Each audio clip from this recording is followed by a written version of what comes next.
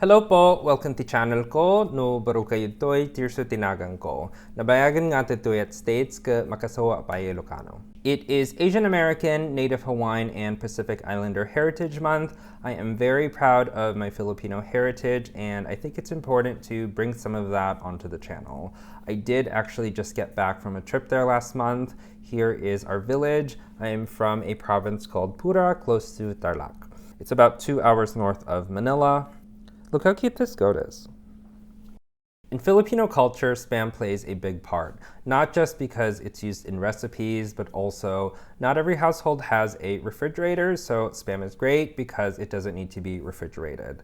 Also, for families that left the Philippines, we send these huge balikbayan boxes, and oftentimes Spam is included in them, so there's this relationship with Spam connecting to families abroad.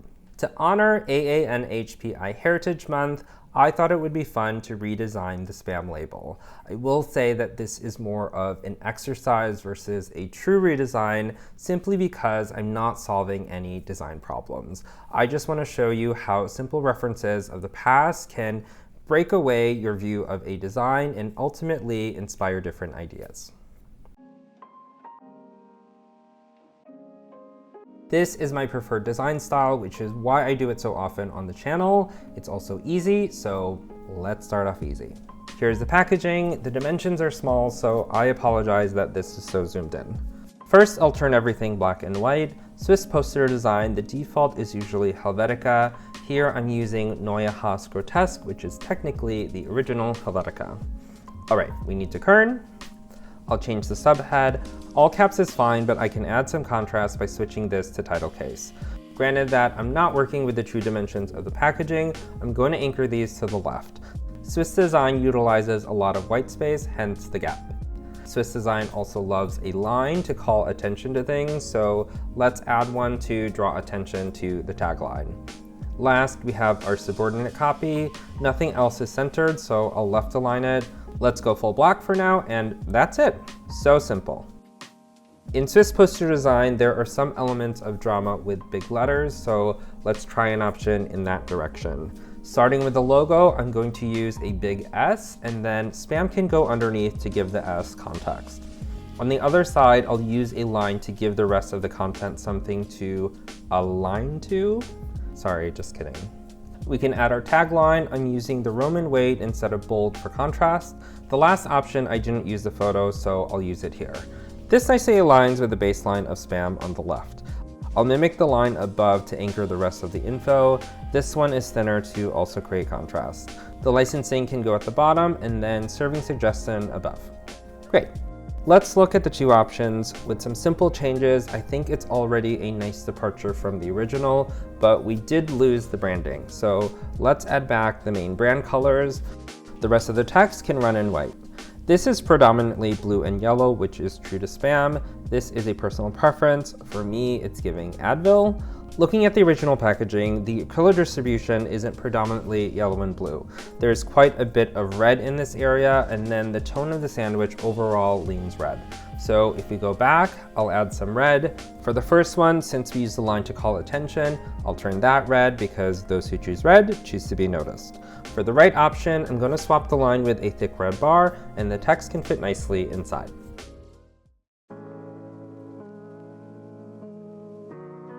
This is a main yellow. In the Art Nouveau era, things weren't as saturated, so I'm going to use a tint instead.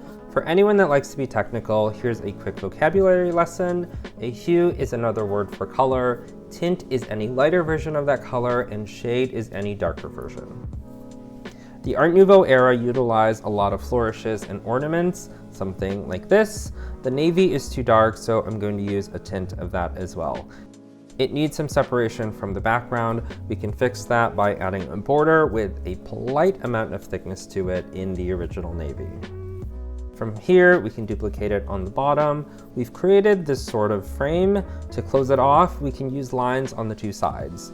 The lines are much thinner. I just want it to be very subtle to maintain the delicate nature of a border. I always say that it's our job to create space and not fill it, but one aspect of Art Nouveau is that the designs were really busy with elements filling up a lot of the space. I'm not going to do that here, but we can make this fuller by adding a couple more flourishes. Now our logo. I know you can't read this, but we can mimic the border with a thin outline. The original logo doesn't fit the style of this era, so I'm going to change the typeface. Here I'm using Montecatini Pro. This is looking good. We need our tagline. Because of the flourishes, I think a serif will pair nicely. Then we have our logo lockup. This also doesn't match the style. An easy solution is to just type it out. Last is serving suggestion. This needs to be a bit fuller to really drive the look we're going for. We can add some additional elements. I'll start by adding a border around the logo. I'll also add a flourish above, and it doesn't need to connect. I can also add some smaller flourishes around the tagline. I'll resolve this space here and just center the text vertically. There we go. I'll do another one in this style. We're back to our background. This typeface actually has an additional glyph for the A, which I thought was nice because it gives some interest to the type. I want to push that by doing some light alterations. Let's separate each letter first, and now I want to focus on the P and A. These formed a ligature, which is causing the overlapping lines. I'll separate them fully.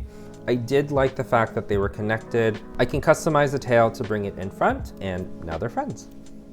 We can see that the stems of the A are misaligned. In order to make this feel more purposeful, I'm going to misalign the rest of the letters. The S can be much bigger, the P and A can go next to it smaller, and then the M can fill the rest of the space. I want a little bit more contrast across the alignment of the stems, so I'll adjust like this. We need the registered trademark. I think it'll feel better not outlined, so I'll just make it full navy. This is already more playful, and I'm liking the movement happening in the type. I'm going to use a border again here. We need some flourishes. I'll add the tagline. I centered it because the M is symmetrical. We have all the space in the middle, which can fit our sandwich. And then the rest can go underneath. Here are those two options. Again, one option is type only, and the other utilizes the image.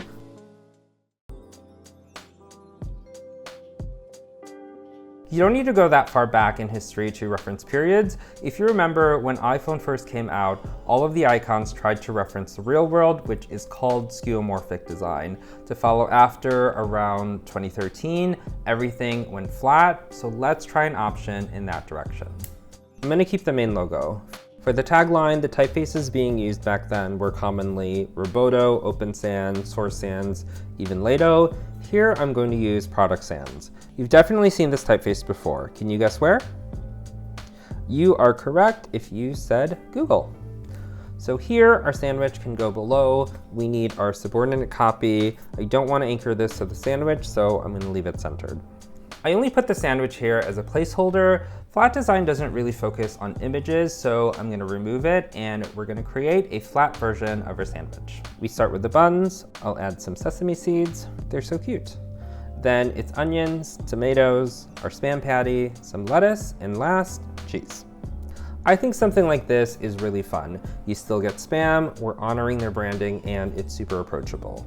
If you wanted to push this into the next era of design a couple of years later, the tech world shifted into full gradients, which we can add very subtly like this.